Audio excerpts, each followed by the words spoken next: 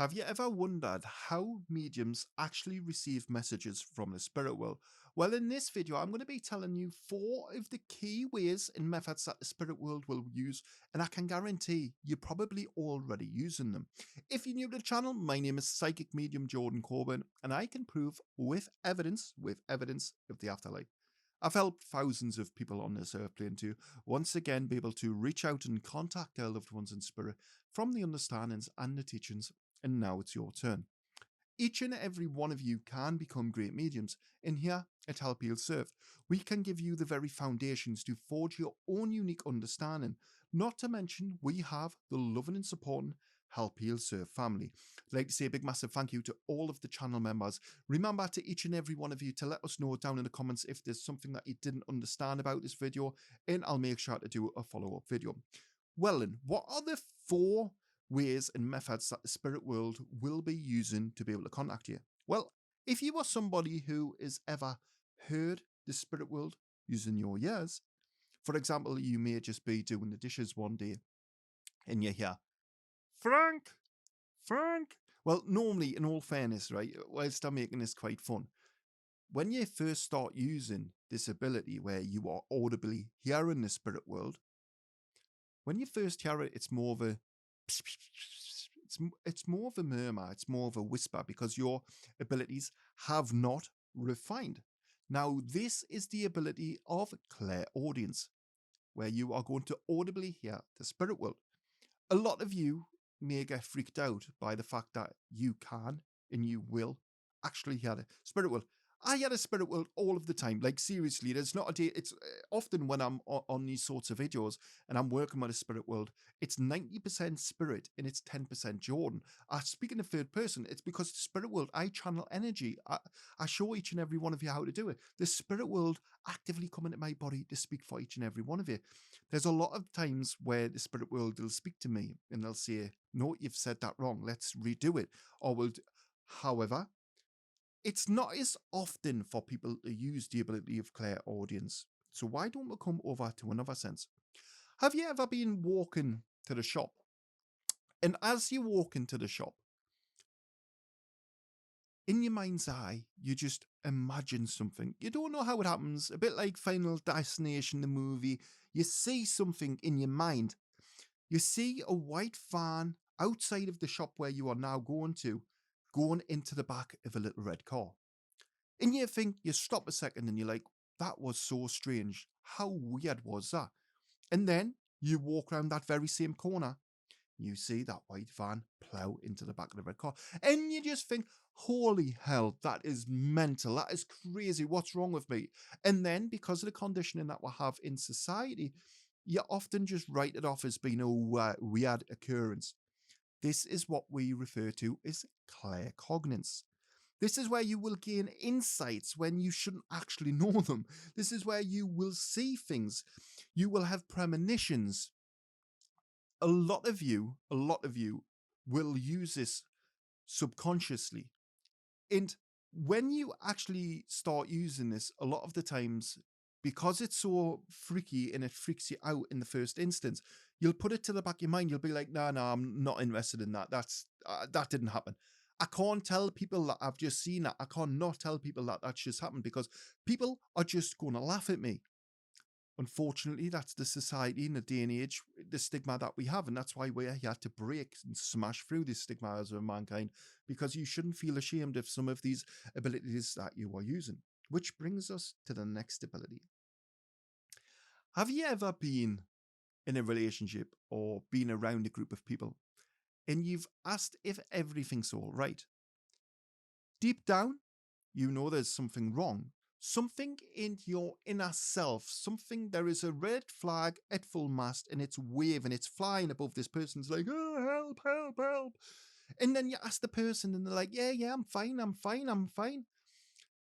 And then you ask them again, you're like, yeah, but are you fine? Because there's just something about your energy. There's something that you, even though you're not speaking, even though I'm not even looking at your facial expressions, there's something in you telling me that you are not fine.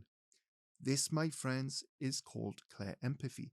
You are reading and decoding people's energy. You are taking it from their auric field and you are effectively, like a psychic, you are bringing it into your aura. You are deciphering that code. You are knowing thoughts. You are knowing how they are feeling. This, my friend, is one of the most frequent abilities that each and every one of you will actually use when it comes to seeing the spirit world and starting to communicate. Because when a medium goes looking for information and they get those abilities, well, this is how a medium is going to decode the information in terms of the sense and the feeling from the spirit world. I think the very last one, the very, very last one that we're going to come to is going to be clairvoyance. Have you ever seen a spirit? I would love to know if you're brave enough, right? Here's a little bit of a test for each and every one of you. If you're brave enough, and I would like to think you've been brought to this channel because you are becoming strong now. You are seeing that your abilities aren't just a fluke. It's because you are a human being and everyone has them. And we need to normalize this. But I would love to know in the comment section, actually, not just for this sense, Spirit are saying not just for this sense, I would love it if each and every one of you could let us know down in the comment section which one of these senses you have used before. Clairvoyance being the last. This is where you will visually see the spirit world. When you see the spirit world in the first time, right? I love the spirit world. Like, really, really, I love the spirit world. I work with archangels, I work with angels, I also work with the realms, what a lot of mankind depict as demons. It's the understanding that makes them seem scary. The mankind's understanding of demons has been led to cause fear, spread anarchy across mankind, to suppress you from being able to contact your loved ones or work with energies higher. So that's why I work with them. So please, to any one of you who think I need some sort of ritual or protection, I understand the energies I work with. Maybe understand the energies that you want to work with. I would say it to each and every one of you, because I'm fine. I'm very good at doing what I do and bringing forward the evidence that I bring forward. But I would love to know down in the comment section how many of you have used clairvoyance, clair empathy. What was the other one that were mentioned? Clair audience. So we've got the 4 clairs. Them aren't the only clairs. We're just going to say the top 4. These are the most common clairs that you are going to use. There's also another clair which I feel is good to bring in, especially because this is about what mediums can see. Because a medium will use clairvoyance. I use clairvoyance all the time.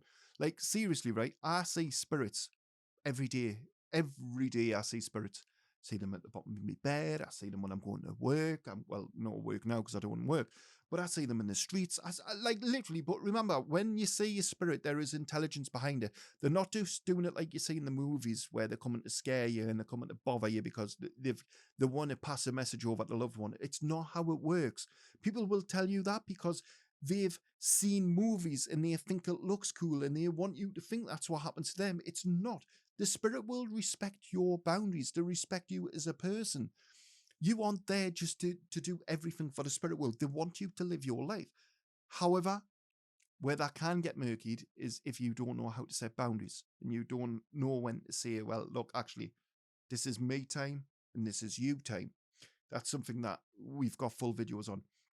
But seeing the spirit world, I've seen the spirit world from the age of 6-year-old. So for me growing up, it wasn't a case of, oh, the spirit world there. It was more a case of, what the bloody hell. I remember my little face and the spirit world always laughed the first time I ever seen a spirit. You've got to remember, when I first seen a spirit, I was 6-year-old. And even by that young age, I didn't know anyone who had died. I hadn't been taught about death or anything like that. And you've got to remember, it's a very, very young age. I had still been conditioned by mankind to what was to like right and wrong and what I should be seeing and what shouldn't. And there before me, my very, very eyes were 2 full body apparitions. For those of you who don't know, full body apparitions of spirits in their full form. And they were just stood there, staring at us. And my brain was telling me they weren't there. But my eyes were like, they're there. So I was like in this inner dilemma, this inner battle. Even now, the spirit world shows a picture in my face. I was like horrified. But in those moments, I wasn't put in any danger. In those moments, I wasn't scared for my life. Yes, the fight or flight mechanism had kicked in, but at the same time as that was happening, I couldn't move. I was frozen and crippled and paralyzed with fear. I couldn't move. But that wasn't because I was in any harm. That was because my brain didn't know how to process the situation. And this will happen to a lot of you. It's all right to talk about wanting to see spirits, and it's all right wanting to see a ghost and telling everyone, "Oh, I want to see spirits," and this. But when you actually see one in the first instance, and you've been led to believe that they're not there, and mankind have told you they're not there, and then you see them for yourself, you're like, and it's beautiful because you have this unconditional love that washes over. It's like they're there, they like just pat you on the shoulder and they just wrap their arms around you, and it's just love, and it's like nothing you will ever experience on this planet. Relationships don't come close to it. There is no manufactured love than what there is for the spirit world. The spirit world is completely different, and to any one of you who contact and communicate and connect to the spirit world on a personal level, you will know this love I speak of, because I'm not special. I'm no different to you. We all work with the same energy.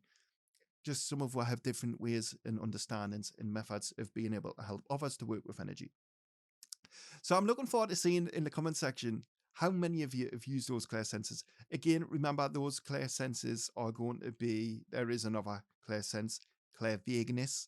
It's not actually a sense, but it's something that we will put into the dictionary, because in a mediumship capacity, it's fitting. You're going to get a lot of mediums who are clear vagueness. They just don't.